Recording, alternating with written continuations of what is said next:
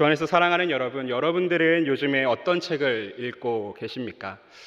기본적으로 모두가 책을 읽고 있을 거란 전제가 담긴 좀 질문 같아서 조금 당황스럽죠. 각자 다양한 이유로 아마 책 읽기가 쉽지 않기 때문이기에 더 그럴 수 있을 것 같습니다. 그런데 이 책을 읽는다라는 것은 특별히 여러분들의 나이대에서는 더욱더 매우 중요한 일이라 생각합니다. 여러분들이 현재 살고 있는 세상을 이해하고 앞으로 살아갈 세상의 흐름을 파악하여서 보다 잘 살아내는 것에 도움이 되기에 그런 것이죠. 그래서 저는 여러분들이 요즘 어떤 책을 읽으십니까? 라고 했을 때 그 질문에 당황하지 않고 잘 대답할 수 있기를 원합니다. 요즘 이 서점의 베스트셀러 목록을 좀 보면 가장 상위에 올라와 있는 책들 중에 여러 번 눈에 띄는 한 명의 저자를 발견합니다. 혹시 누군지 예상하실까요? 바로 쇼펜하우어입니다. 쇼펜하우어는 독일의 유명한 철학자로 칸트의 신랄한 비평자이자 또 정통 후계자로 인정받은 사람입니다. 서양 철학과 동양 철학의 유사성을 유럽의 최초로 주장하기도 했고 또 명쾌한 글솜씨로서 정평이 나 있던 사람, 그리고 인정받았던 사람이 바로 이 쇼펜하우어죠. 그런데 이런 쇼펜하우어가 뜬금없이 최근에 와서 한국에서 매우 큰 인기를 끌고 있습니다. 그 이유가 뭘까요? 바로 인생은 고통이다, 인간관계나 타인의 평가에 지나치게 매달리지 마라라는 등의 그의 메시지 중 일부가 현대인의 삶 가운데 큰 울림으로 다가왔기 때문입니다.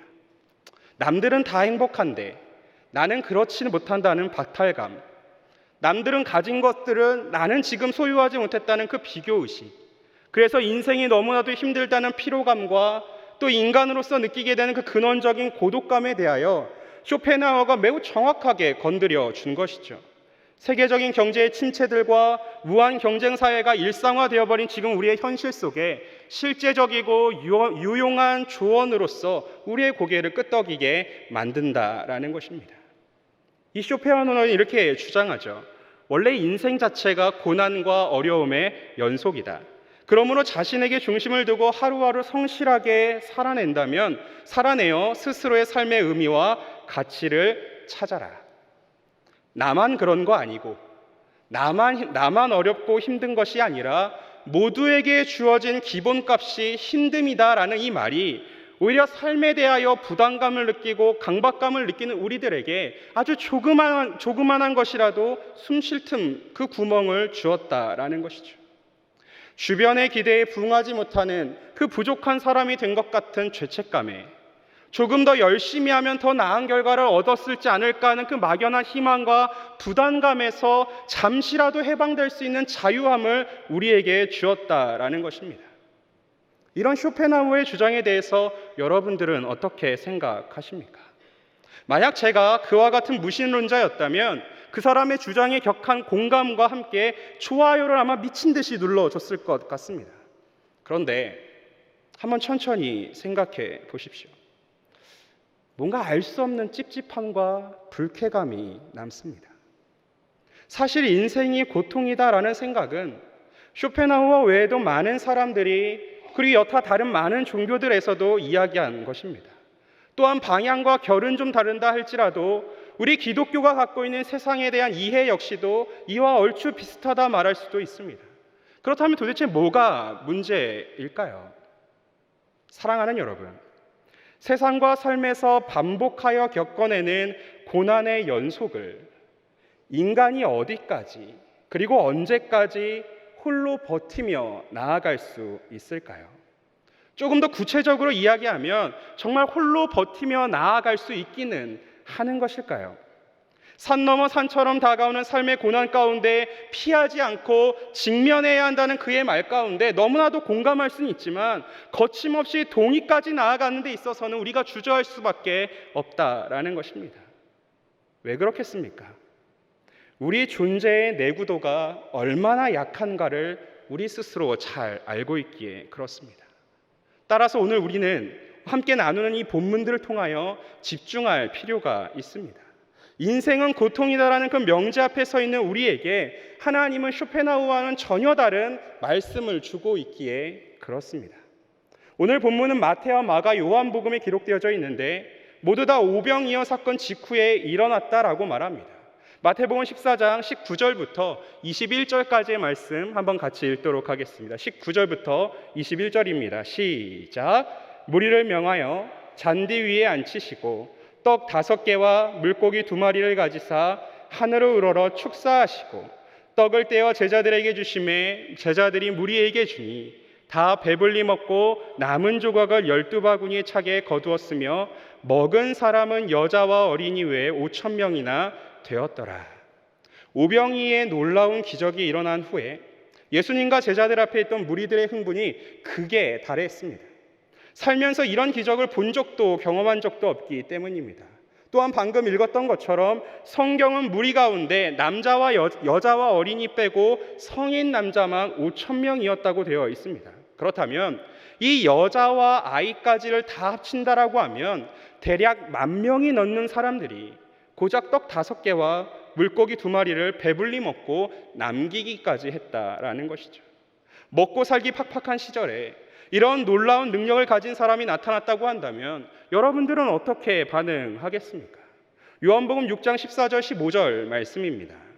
그 사람들이 예수께서 행하신 이 표적을 보고 말하되 이는 참으로 세상에 오실 그 선지자라 하더라. 그러므로 예수께서 그들이 와서 자기를 억지로 붙들어 임금으로 삼으려는 줄 아시고 다시 혼자 산으로 떠나 가시니라. 자기를 억지로 붙든다. 소위 지금 무리들의 눈이 돌아갔다라는 것이죠. 로마 제국의 식민지로 살면서 먹는 것조차 해결해 주지 못했던 당시의 헤롯 왕과는 전혀 비교가 되지 않는 그 인물이 두둥탁 하고 나타났습니다. 지금도 그러지 않을까요?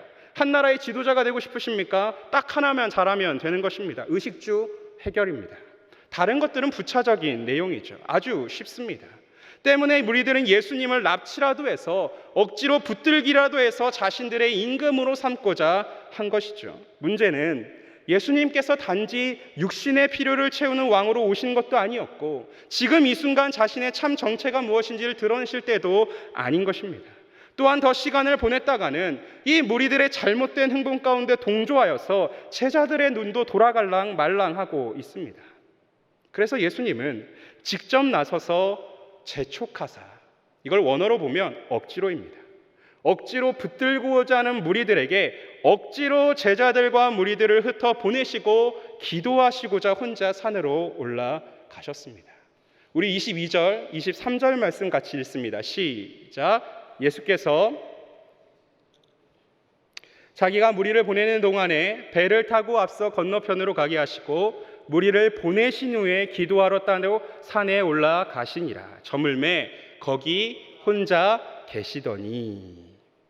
우리는 예수님께서 산에 올라가 어떤 기도를 하셨는가를 전혀 알 수는 없습니다. 중요한 것은 예수님이 늦은 저녁이 될 때까지 오랫동안 산 위에 계셨고 제자들은 배를 타고 바다 건너편으로 가는 중이었다는 사실입니다.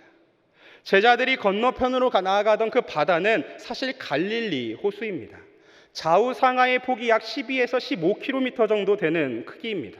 육로를 이용해서 건너편으로 돌아가는 것보다 이 바다같이 보이는 호수를 가로질러 가는 것이 훨씬 더 가깝고 편했다라는 뜻이죠. 더군다나 제자들 중에는 숙련된 어부였던 사람도 있습니다. 그런데 해가 저물도록 오랜 시간을 보내었음에도 불구하고 이 제자들의 배가 호수 건너편으로 바다 건너편에 닿지를 못합니다. 24절 말씀입니다. 배가 이미 육지에서 술이나 떠나서 바람이 거스름으로 물결로 말미암아 고난을 당하더라. 이미 육지에서 술이나 떠났습니다.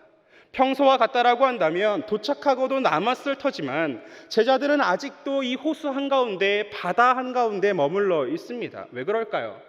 배를 밀쳐내는 역풍과 파도에 휩쓸려서 앞으로 나아갈 수 없었다라는 것이죠. 어찌나 강한 바람들이었는지 갈릴리 호수라면 도 같은 제자들조차 마음대로 이 배를 제어할 수가 없었습니다. 그리고 이 모습이 우리의 인생과도 같습니다. 삶의 평안과 편리를 위하여서 온갖 노력을 해보고는 있지만 도무지 내 마음과 생각처럼 되지를 않는 것이죠. 그렇다고 노를 젓는 그 일도 쉽게 포기할 수 없습니다. 가만히 있다가는 바람에 배가 부서지거나 거친 파도에 뒤집혀 모두가 죽을 것이 뻔하기에 그렇습니다. 그래서 이들은 그 오랜 시간 동안 사투를 벌이면서 버팁니다. 25절의 말씀이죠. 밤 사경에 예수께서 바다 위로 걸어서 제자들에게 오시니, 25절의 시작은 이렇게 합니다. 밤 사경에. 이것은 당시의 시간을 나타내던 로마식 표기법인데 한국 시간으로 바꿔 말한다면 새벽 3시에서 6시 사이입니다. 즉 다시 말하면 제자들은 거의 밤을 지새워가며 역풍을 맞아서 그 파도와 씨름하고 있었다라는 것이죠. 한번 생각해 보십시오. 늘 평범했던 그 일상 속에서 순식간에 생명이 위급해진 전쟁터가 되어버렸습니다. 하루 종일 그 많은 무리들을 섬겼고 이제는 좀 호수 건너편으로 가서 숙소도 좀 잡고 따뜻한 물로 샤워도 좀 하고 저녁도 천천히 먹어가면서 대화도 나누다가 이제 오실 예수님 좀 기다려야지 했는데 순식간에 호수 한복판에서 바다 한가운데에서 수장되게 생겼습니다. 이를 놓고 이제 어쩔 수 없이 벌어진 상황이니까 직면해서 감당해야지 그렇게 쉽게 이야기할 수 있을까요? 정말 말 그대로 직면해 보았더니 눈앞에 보이는 것은 집채만한 파도고 들리는 것은 깨져가는 뱃소리와 슝슝 울리는 바람소리밖에 없습니다. 허걱거리면서 버티지만 그 파도 뒤에 또 다른 파도가, 바람 뒤에 또 다른 바람이 끝나지를 않는다라는 것이죠. 사랑하는 여러분, 이것이 제자들만의 현실이 맞습니까? 여러분들은 어떠십니까? 좋은 대학에 들어가고 좋은 직장을 얻으면 또한 여러분들의 커리어를 계속해서 쌓으면 그러면 여러분들의 인생의 파도가 그쳐지고 여러분의 눈앞에 불던 바람이 멈추는 게 맞습니까? 노력하면 된다고 그래서 아등바등하면서 이악 물고 이 배도 좀 타봤고 저 배도 타봤는데 정말 여러분 앞으로 나아가던가요? 제가 오늘 아침에 일어나서 봤던 신문기사의 제목이 이렇습니다. 서울의 집값 너무 비싸다. 해답은 수도권이다. 6, 7억이면 가능하다. 아침부터 헛웃음이 나옵니다. 여러분의 삶에서 만나는 바람과 파도가 이것뿐이겠습니까? 어쩌면 말조차 나오지 않아서 비명처럼 질러대고 있는 그 신음의 내용을 어떻게 제가 다 알 수 있겠습니까? 그래서 쇼펜하우어는, 그래서 여타 다른 종교들은, 그래서 오늘도 이 본문은 우리의 인생이 고통이라고 이야기합니다. 그런데 이때 예수님께서 무리를 걸어 제자들에게 오십니다. 상상이 되십니까? 지칠 대로 지쳐서 모든 감각이 정상이 아닌 그 상황 속에 정말 말도 안 되는 비현실적인 일이 벌어지고 있는 것이죠. 예수님이 거친 파도와 높은 바람 속을 뚫고 걸어오고 계십니다. 이 모습 가운데 제자들이 가장 사실적인 반응으로 이 예수님을 맞이하고 있는 것이죠. 우리 26절 말씀 같이 함께 읽습니다. 시작. 제자들이 그가 바다 위로 걸어오심을 보고 놀라 유령이라 하며 무서워하여 소리 지르거늘. 이 소리 지르거늘 이란 표현을 원어로 보게 되면 이 정의가 사실 상황에 맞지 않게 좀 웃깁니다.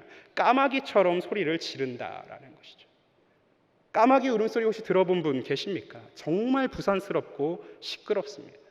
귀청을 찢는다라는 그 말이 이렇게 잘 어울리는 소리가 없을 정도인 것입니다. 지금 이 상황과 현실 속에서 제자들이 얼마나 두려워하고 있는지 느낌이 좀 오십니까? 다 큰 어른 남자들이 힘들어 죽어가는 상황임에도 불구하고 지금 까마귀처럼 깍깍거리면서 소리를 질러댔다라는 것이죠. 왜 그럴까요? 이때 당시의 문화에서 바다라는 것은 악한 영혼들의 거처로 여겨졌기 때문입니다. 더하여 그들의 상식 속에 사람이 그 바다를 걸어올 수 있을 것이라는 것이 어디에 있었겠습니까? 그러니 이들이 떠올릴 수 있을 거라는 건 유령밖에 없다라는 것이죠. 자신들을 잡으러 온 악한 영밖에는 없다라는 것입니다. 그러니 깍깍거리면서 비명을 질러가며 유령이라 소리치고 무서워한다는 것은 매우 당연한 일입니다. 그 인생의 고통 앞에서 신음하지 않는다. 그 인생의 어려움 앞에서 고통스러워하지 않는다. 비명 지르지 않는다. 말도 안 되는 이야기다라는 것이죠. 이 제자들의 두려움을 보시고 예수님이 말씀하십니다. 27절 말씀입니다. 함께 읽습니다. 시작.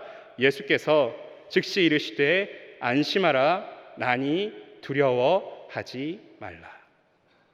이 27절에 기록된 예수님의 말씀 잘 보시기를 바랍니다. 안심하라 두려워하지 말라고 하실 때 그 바람과 파도가 멈췄습니까? 그렇지 않습니다. 여전히 바람은 거셌고 파도는 높았습니다. 그럼에도 불구하고 지금 예수님은 제자들에게 안심하고 두려워하지 말라고 말씀합니다. 어떻게 그럴 수 있을까요? 눈앞의 문제는 조금도 해결되지를 않았습니다. 그렇습니다. 해결되지 않았습니다. 그런데 우리 말씀 한번 보시면 좋을 것 같습니다. 이 안심하라와 두려워하지 말라를 무엇이 붙들고 있습니까? 난이입니다. 안심하라와 두려워하지 말라를 무엇이 붙듭니까? 난이라는 것이죠. 예수님 자신으로 인하여 안심할 수도 있고 두려워하지 않을 수 있다라는 것입니다. 그렇다면 이제 여러분들은 한번 물어보셔야 합니다. 이게 어떻게 가능합니까? 도대체 이것이 왜 그렇게 될 수 있는 것입니까? 사랑하는 여러분, 이 27절의 난이라는 표현은 단순히 예수님 자신을 확인시켜주는 말이 아닙니다. 이 표현은 신약과 구약을 하나로 묶어서 예수님이 정말 누구신가를 드러내주는, 그 예수님의 참된 정체가 무엇인가를 알려주는 말씀이기 때문입니다. 출애굽기 3장 14절은 이렇게 기록합니다. 하나님이 모세에게 이르시되 나는 스스로 있는 자이니라. 또 이르시되 너는 이스라엘 자손에게 이같이 이르기를 스스로 있는 자가 나를 너희에게 보내셨다 하라. 나는 스스로 있는 자니라. 이 표현이 바로 신약의 헬라어 표현으로 봤을 때 나니라는 것이죠. 에고 에이미입니다. 나니, 즉 무리로 걸어와서 너희 앞에 있는 나는, 너희들이 알고 있던 그 예수는 여호와 하나님이다라는 것이죠. 사랑하는 여러분, 천지와 만물을 지으시고 다스리시며 인간의 생사화복을 주관하시는 그 하나님이 지금 이 순간 오셔서 무엇이라 말씀합니까? 안심해라, 두려워하지 말아라. 그리고 어떻게 그럴 수 있습니까? 라고 소리를 지르는 저와 여러분들을 향하여서 그 어떤 존재도 감히 할 수 없는 엄청난 선포를 하고 계신 것이죠. 에고의 힘이 나는 스스로 있는 자라. 나니 안심하고 두려워하지 말라.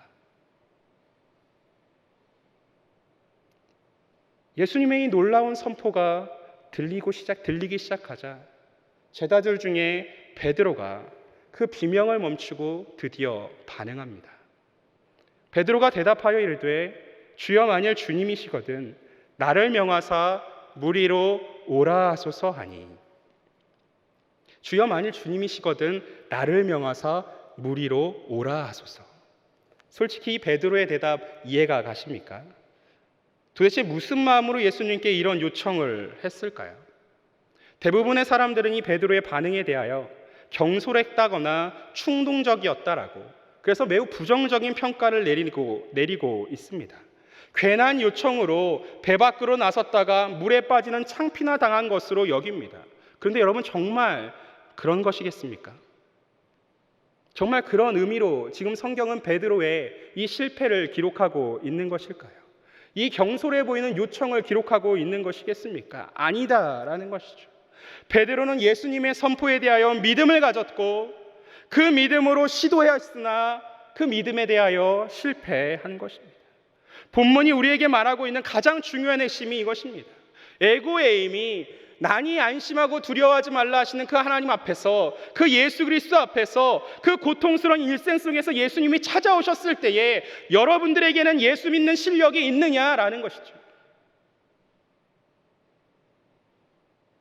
고통스러운 인생 가운데 적어도 예수를 믿는다고는 여러분들에게 그 믿는 실력이 존재하고 있냐라는 것입니다. 사랑하는 여러분, 여러분들이 알고 있는 믿음이 무엇입니까? 믿음이란 우리의 소원을 이루는 방법, 바로 그것일까요? 여러분들의 마음과 원함대로 이루어질 수 있는 지니의 램프 같은, 요술 램프 같은 그것을 의미하고 있는 것이겠습니까?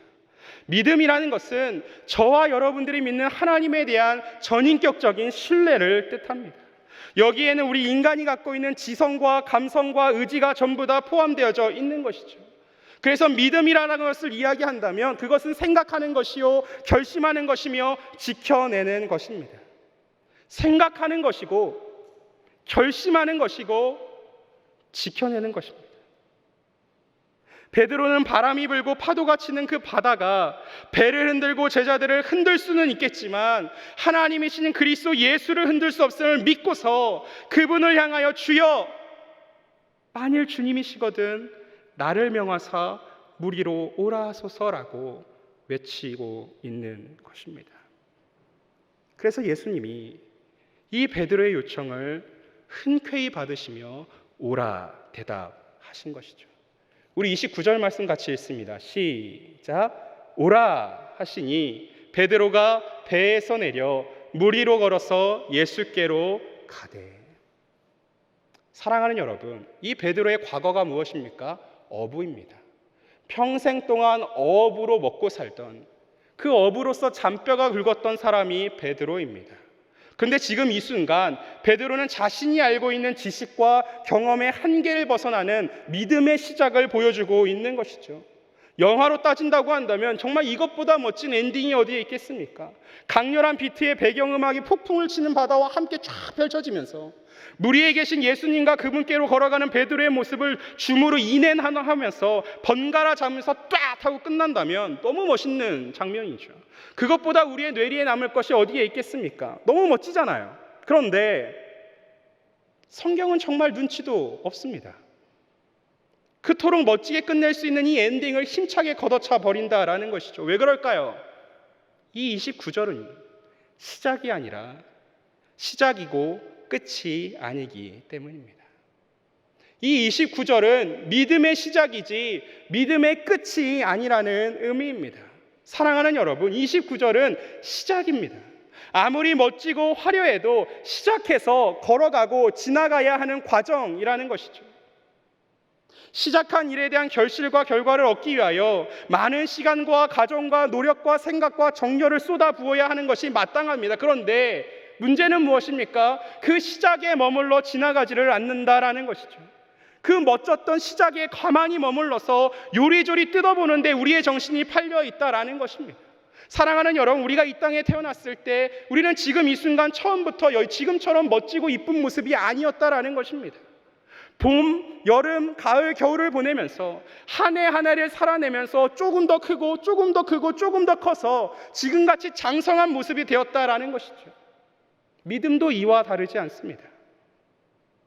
멋지게 시작해서 무리를 걷고 찬양한다고 해서 끝나는 게 아닙니다.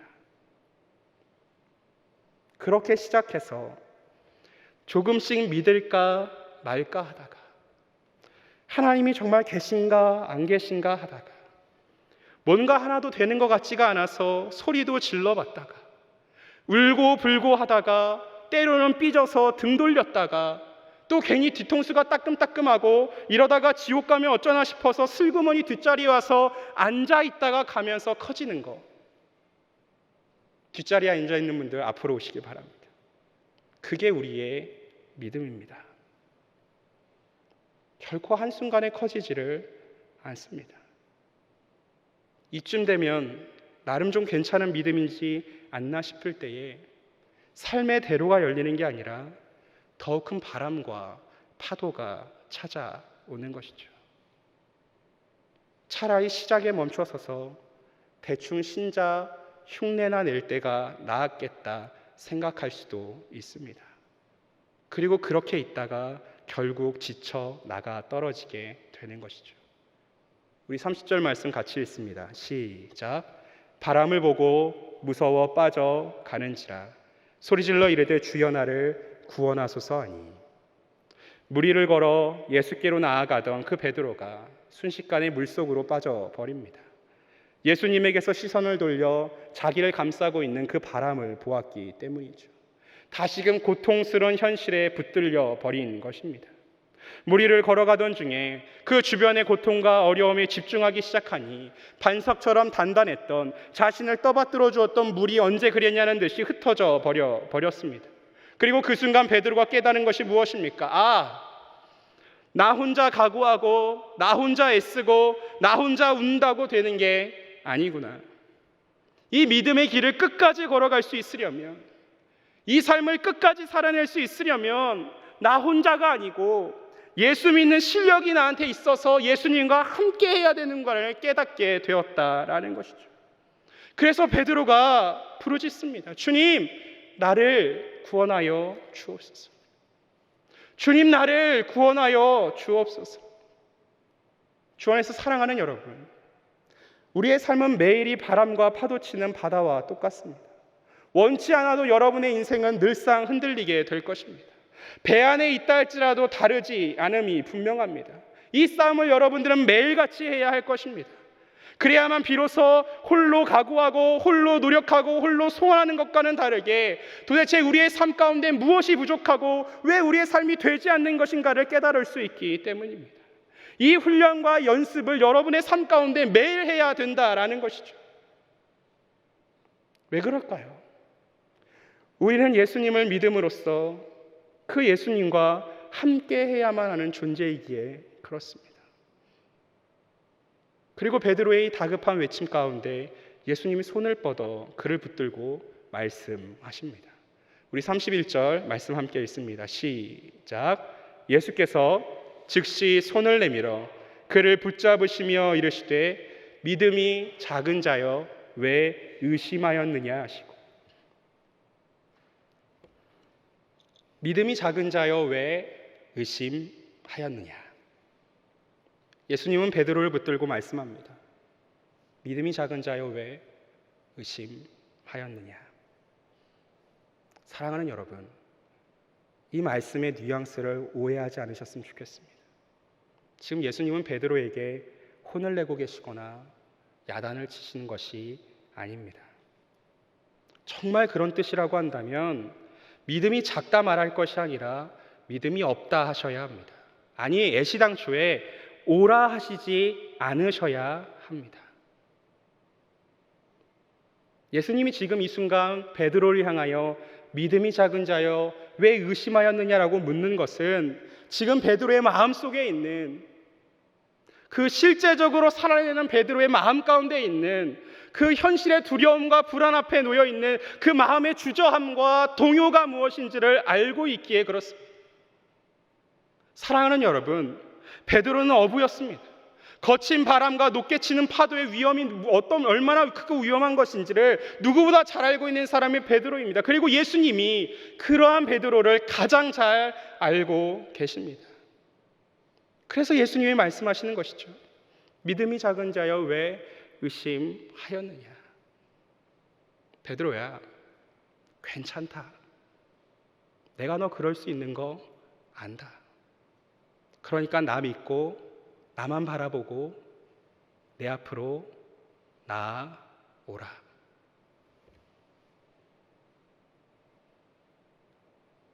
예수님께서 베드로를 건져내시고 제자들이 모여있는 그 배에 함께 오르기 시작하니 드디어 흉흉한 바람과 파도가 그치고 바다가 언제 그랬냐는 듯 잔잔해졌습니다. 우리 마지막으로 32절, 33절 말씀 함께 읽겠습니다. 시작. 배에 함께 오르매 바람이 그치는지라. 배에 있는 사람들이 예수께 절하며 이르되 진실로 하나님의 아들이로소이다 하더라. 주님께서 가장 가까이에 함께 하시기 시작하자 드디어 이제 참된 평안이 찾아왔습니다.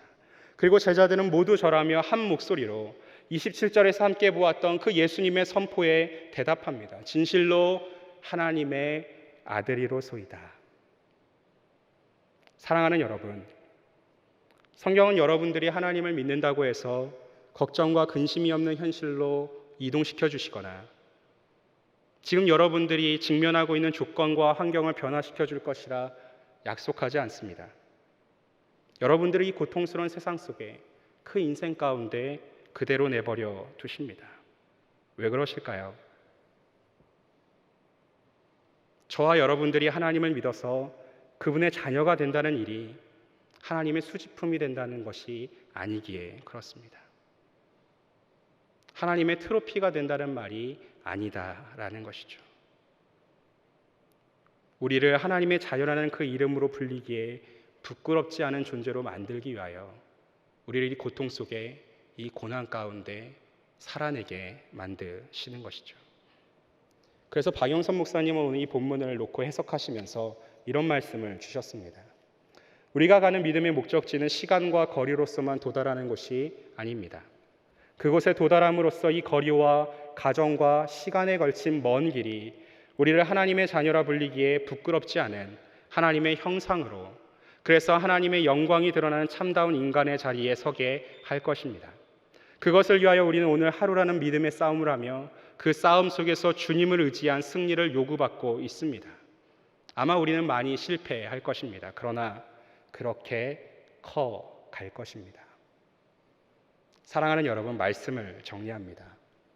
오늘 우리가 이 말씀을 함께 나누기 시작하면서 제가 서두에 던졌던 질문 기억하십니까? 세상과 삶에서 반복하여 겪어내는 고난의 연속을 인간이 어디까지 그리고 언제까지 홀로 버티며 나아갈 수 있을까요? 조금 더 구체적으로 물어보면 정말 홀로 버티며 나아갈 수 있기는 한 건가요? 사랑하는 여러분, 하나님의 자녀로 함께 살아갈 수 있기를 간절히 소망하고 바랍니다. 하나님께 고통이 없는 세상을 달라 하지 않고 예수님과 함께 예수님 안에서 믿음으로 이길 수 있게 해달라고, 그 믿음이 자라나서 실력이 될 수 있는 과정을 허락하여 달라고, 그래서 그 과정을 버틸 수 있는 보호와 인도하심으로 함께하여 달라고 기도하며 그 응답을 경험할 수 있는 우리 성교의 모든 청소년들과 우리 사랑하는 청년들 될 수 있기를 주님의 이름으로 한 번 더 소망하고 축원합니다.